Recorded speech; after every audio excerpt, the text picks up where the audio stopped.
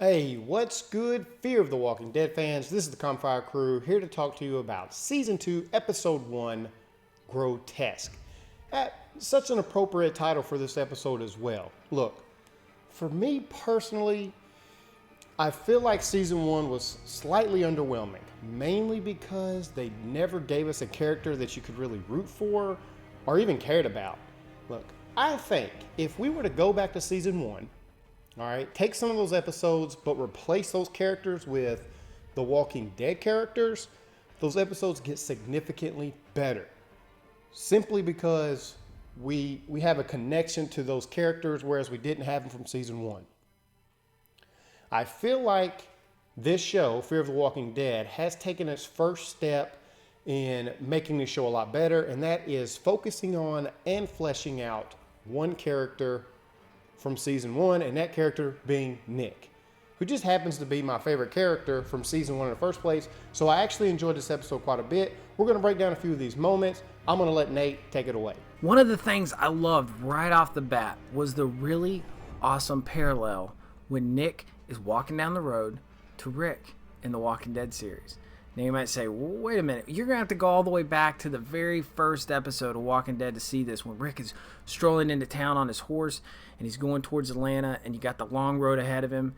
And then you turn around and right before the credits hit, you have Nick walking down this road.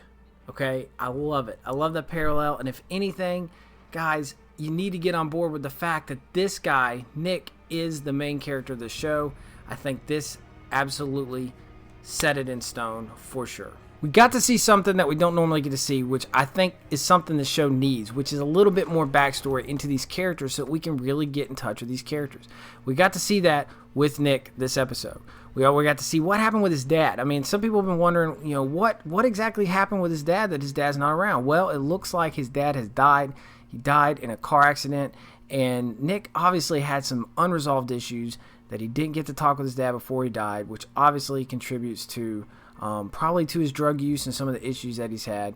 But we also got to see a young lady who happened to be the one that we saw at the beginning of Fear the Walking Dead.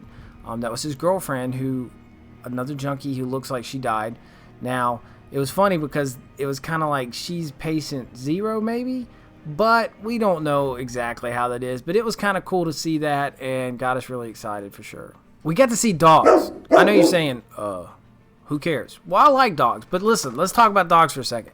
This is one of the few times that we've seen dogs in Walking Dead, not just Fear, but in The Walking Dead. I mean, maybe one time do I remember off the top of my head when we saw a dog in a regular Walking Dead show, and that was with the Morgan-centric episode with him being trained and the guy who trained him had a dog. Now, these are wild dogs, and for me, I've always wondered, why isn't there a bunch of wild dogs running around? You don't see them. Well, obviously, it's because they've all been eaten by walkers, and you got to see an interesting, after they bit Nick, they saw the walkers and they went to attack him. Now, if all these wild dogs are doing is running up to walkers and attacking them, guess what? That's why we don't see any wild dogs, because they're all getting killed. But it was interesting to see it happen. I also thought it was really interesting seeing that kind of satisfying grin on Nick's face when those dogs did get eaten. And thankfully, if you saw the promo and was like, what the crap, Nick's eating something? Well, he was just eating dogs. He wasn't eating people, so I guess it's okay then. Nick walking with the herd while being shot at, I love this scene. It's like Nick had no fear whatsoever. In fact, Nick actually looked like he had some anticipation walking in this herd towards those guys shooting at him. He's like, oh, I'm about to get y'all. Y'all shooting at the wrong person. Y'all attacked me earlier. I'm coming back for you. That guy's unloading the gun. He looks and he realizes, I don't know if he realizes it's the same guy, but he does realize he's not a walker. Flips out a little bit. They get attacked. He eats him up. And Nick, with no remorse, just stands over this guy while he's being eaten. And I think for me, unlike Chris, right? Chris from episode 1, where he has this sick desire to hurt people because it's pleasing to him, Nick does it as a form of survival. I feel like at that moment he's looking down at this body, he realizes this is the new world. This is survival. Speaking of survival, let's take a look at Nick's journey throughout this episode. Okay, 1, he's completely on his own, surviving in an unfamiliar area during the apocalypse in the wild.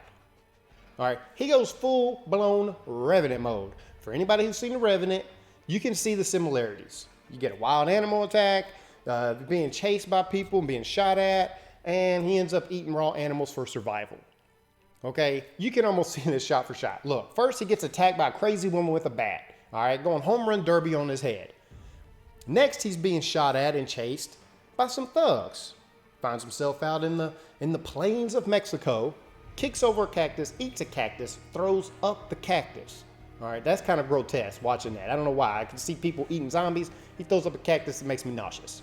All right, he then wakes up being chewed on by wild dogs and then eats said wild dogs. Okay, keep in mind, he doesn't throw that up. I found that interesting. Throws up a cactus, but didn't have any problem eating raw dog that had just been munched on by a herd of walkers. I guess that shows his progression throughout this episode. And if you go back to the visions and the flashbacks he's having, it's almost like this was his spiritual walk of enlightenment. He's finally completely on his own. He doesn't have his mama henpecking him saying, "No, Nick, you can't do that. Stay on the boat. What's wrong with you?" Ain't none of that going on. Nick's completely doing his own thing, and you get to see his growth even more throughout this episode. There are two things that I hope happen during this season. Now that Nick is in this compound with these people, I hope he realizes that he enjoys being around people more than he does walkers. Okay, because I personally don't want to see him go full-blown whisperer. Even though when he's walking in the herd, he hears the walkers whispering almost like they got their own language. I mean, this was whisperer mentality through and through. I don't want to see him go full-blown whisperer. That's what I'm saying. Second, when he inevitably meets up with his family, I hope he takes a more assertive role as their leader. You know, like, I hope he kind of puts his mama in check and says, "I'm going to do my own thing. This is where we're going. This is what we're doing. And this is why we're doing it." And people just kind of step back and kind of heed his leadership. I personally want that to happen. I kind of want him to be the new Rick of this television show in his own weird kind of way. But anyway, guys, that's the recap for season 1.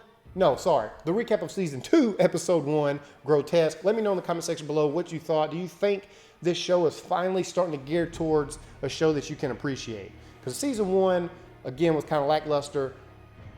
This episode gave me some hope. Let me know in the comment section below what you think. And until next time, guys, we out.